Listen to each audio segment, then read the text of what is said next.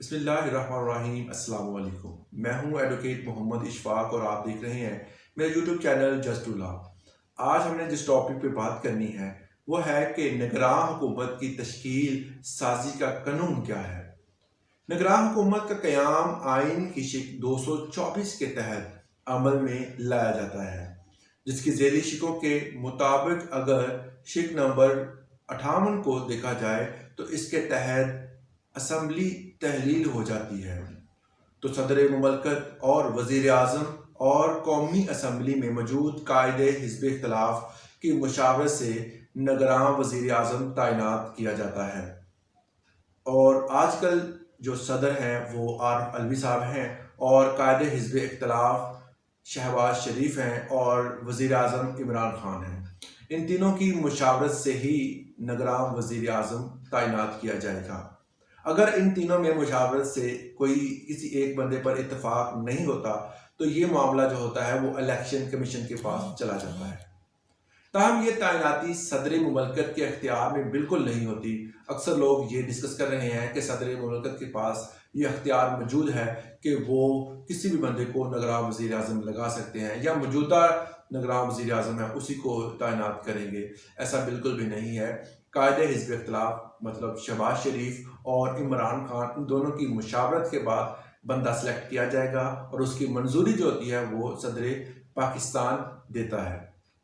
इसके अलावा एक बार जब हुकूमत और अपोजिशन के आपस में राय से कोई बंदा सिलेक्ट हो जाता है जिसको निगरां वज़ीर आज़म लगाया जाएगा, तो उसके बाद सदर जो होता है मतलब आरिफ अलवी साहब जो होंगे वो उस बंदे की निगरां वज़ीर आज़म के तौर पर मंजूरी दे देंगे। उसकी मंजूरी के बाद दोबारा फिर इलेक्शन की तैयारी शुरू की जाएगी। इलेक्शन का टाइम आमतौर पर 90 दिन का होता है, उसके बाद इलेक्शन करवाए जाते हैं और ये तमाम तर जिम्मेदारियां जो होती हैं वो निगरां वज़ीर आज़म पर मौजूद होती हैं।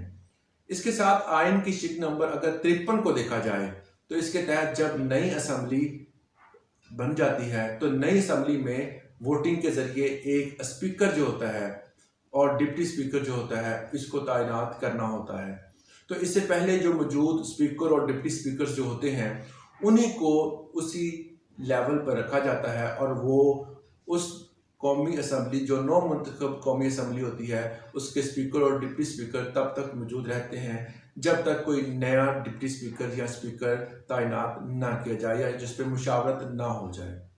इसके अलावा आइन के 86 के तहत अगर कौमी असम्बली तहलील हो जाती है तो वो वफाकी हुकूमत क्योंकि तमाम काम चला रही होती है तो उनकी काबीना भी वो तमाम चीज़ें जो मुल्क की सालमियत के हवाले से उनके वसाइल के हवाले से काम कर रही होती हैं वो रुक जाती हैं। तो वो 4 माह के लिए हुकूमत माली साल में उनके तमाम अखराजात को उनकी मंजूरी दे सकती है।